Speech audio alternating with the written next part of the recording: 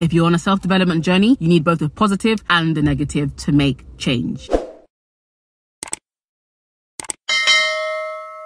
Hey guys, welcome back to my channel. Hope you guys are doing well. So in today's video, we're going to be talking about emotional intelligence. This is a video that I've been so excited to make, and I think it's just one of those videos that I just need on my channel that I can always refer back to, because this emotional intelligence is literally how I live my life and how I'm even able to become self-aware, to become wiser. So what is emotional intelligence? Emotional intelligence is the ability to recognize, to understand, and to manage our own emotions. For me, in simple terms, is the ability to read the room, the ability to know what to say, how to say it, and when to say it. All of those three factors matter, especially within communication and especially within relationships. Emotional intelligence is about being sensitive to the environment, sensitive to what's happening in a particular moment. Emotional intelligence is maybe, in the spiritual sense, we could say discernment, but even genuinely discerning people that mean well can know what to say, but say it at the complete wrong time and just ruin relationships, ruin moments, ruin things. Emotional intelligence is knowing the perfect thing to say at the perfect time in the perfect way, dependent upon who you are speaking to. And like I said in the beginning, emotional intelligence is what's really allowed me to become self-aware. Okay, I don't know what was first, self-awareness or the emotional intelligence. I think it takes you to be self-aware first in order to be intelligent emotionally, right? So when we talk about intelligence, people who are intelligent may have a level of expertise, right? It may be business, it may be science, it may be technology, it may be finance, but emotional intelligence is really emotional education, and is what I want to kind of pop the top open in this video. I'm not going to be able to cover everything, but the basics 101 for dummies, emotional intelligence. And emotional intelligence isn't just the ability to know how someone is feeling, but the very ability to put yourself in that person's shoes. For example, you're in a relationship with someone and they've recently just lost their grandmother, let's say, and they all of a sudden are being completely mean to you. They're being abrupt, they're being rude to you. A person who is not emotionally intelligent will use that opportunity to take it personally and to pick a fight. An emotional intelligent person will know that this is not the right time for that. They will know, and they will be able to empathize and say, well, this person just lost their grandma and they were really close, and I wonder what it would feel like if I lost my own grandmother and we were really close. I probably would be feeling so many different emotions. And so the emotional intelligent person allows that person to have their moment and not take it personally. It really simply is treat people how you want to be treated. I have two very defining moments of empathy shown to me by two of my friends, and empathy is so powerful that I will never ever forget these experiences. And these have kind of been the glue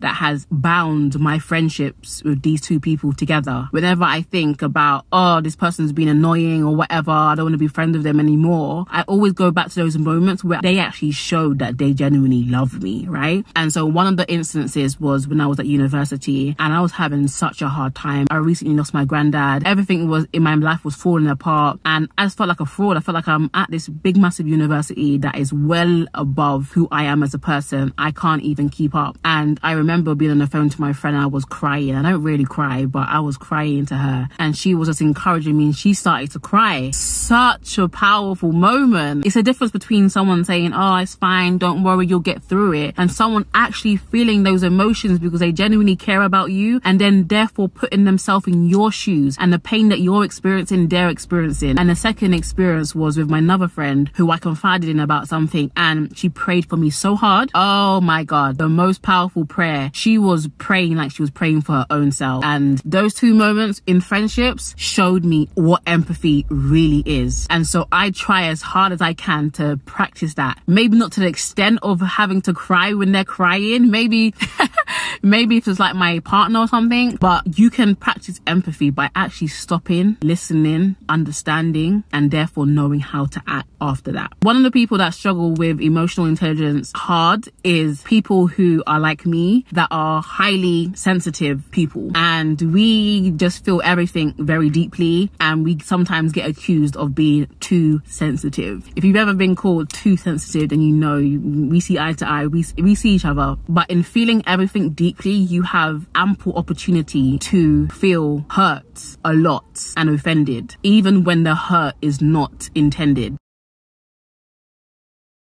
Emotional intelligence allows you to manage things, to see different perspectives, therefore allows you not to take things personally. Emotionally intelligent people take into account all factors and they try and see things from a well-rounded viewpoint. And I love this video that I watched of someone quite rare that I would actually think that I would take some kind of wisdom from, but there's wisdom in everything. And emotional intelligent people know that there's wisdom in everybody. Everybody has something that we can learn. So listen to this video by Tiffany Haddish. Once I turned 40, I realized people really don't give a fuck about you. They really care about themselves. Everybody's in it for themselves. And if they care about you, it's because how you make them feel. It's always about themselves. If I know me really well, right? Nobody can tell me about me. Nobody can paint this picture about me.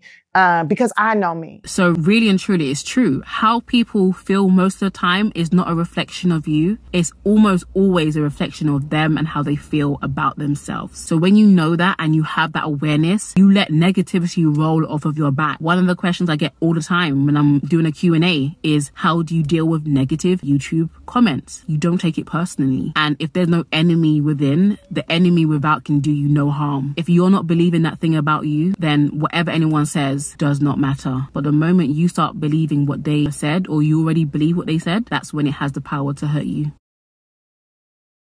On the flip side, emotional intelligent people know how to take criticism very well. When you are someone that has a relatively high sense of self-esteem because you have looked within and actually become self-aware, you are aware of the areas in your life that you need to work on. And so when you know those areas that you need to work on and someone points them out, you don't have to get angry, but you can actually thank them. Thank them for highlighting what you did or the behavior that you exhibited, and thank them because for you now, it's like, you know that you have more growing to do in that area. However, there are times when people have negative criticism and they may say it in the nastiest of ways, but an emotional intelligent person knows how to eat the meat and spit out the bones. You always have something to learn from someone, even if it's from your haters. Let's say you have a product that you produce and there's a hater. They don't even like you, but they may say the packaging is cheap, and maybe the packaging is cheap. Even though it came from a negative source, they've actually helped you. They've actually helped you to see the area in which you can improve. And who doesn't like improvement? Self-aware people are constantly working on themselves. They're all about self-improvement. So they're going to take criticism with a pinch of salt and they're going to apply it where it's necessary. If you're on a self-development journey, you need both the positive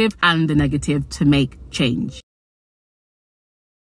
Emotionally intelligent people have the right perspective, and we all know that life is all about perspective, right? An emotional intelligent person seeks to look at things from a well-rounded view. They don't just stand here and look. They go to the left and look. They go to the right and they look. They go in front and they look. And then only then are they able to actually have a well-rounded view of a situation. You need to seek to look at a situation like a 3D object. Let's say if I wrote number 6, a big fat number 6 on the floor in chalk, and I got one person to stand up there and I got one person to stand down there, and I asked the person standing down here, what do they see? And they will say to me, they see a 6. The other person will say, I see a 9. Who is right? They both are. Emotional intelligent people, they're able to see from both perspectives and not just their corner. And if you just look at the world, you've got the Democrats, you've got the Republicans, you've got everybody fighting each other. But if they could just take a step and look from the other person's perspective, they don't have to agree, but they can be respectful. When you look at the world through your lens, you can't take those lenses off and force someone else to see them. People are only able to understand from their level of perspective, from their level of perception. They only understand what they understand, and that's where grace and compassion comes in. And so my last point is that emotional intelligent people always stay curious. If you want to be emotionally intelligent, have a childlike sense of wonder about you. Don't just look at something and make a decision or judgment straight away, but have curiosity. Think about things curiously. Always seek to be inquisitive. Ask questions. Ask why. Get an understanding. The world really does open up when you do. The word why should be your favorite word in your vocabulary when you're seeking to be emotionally intelligent and self-aware. So this is your homework for this week. I want you to become self-aware. When something happens to you, when someone ticks you off, stop and look at your first thoughts, your first reaction. Usually your first reaction is the incorrect one, and then you're able to stop and actually do the opposite of what you would actually want to do. Emotional intelligence and self-awareness will help you in your personal life with your friends and family. It will help you in your romantic relationships with your significant other, and it will help you in your professional life with your colleagues, your bosses, your employees, etc. So guys, that's the end of the video. Please comment below what your key takeaway is and let me know what you're going to put into practice this week coming. If you like videos like this, let me know. I love psychology, I love the mind, and I love talking about these and exploring these things and making them practical and simplistic for you guys to carry out. So make sure you like and subscribe to my channel, and I've got some amazing things in the pipeline, so please stay tuned and I'll see you guys later. Bye guys.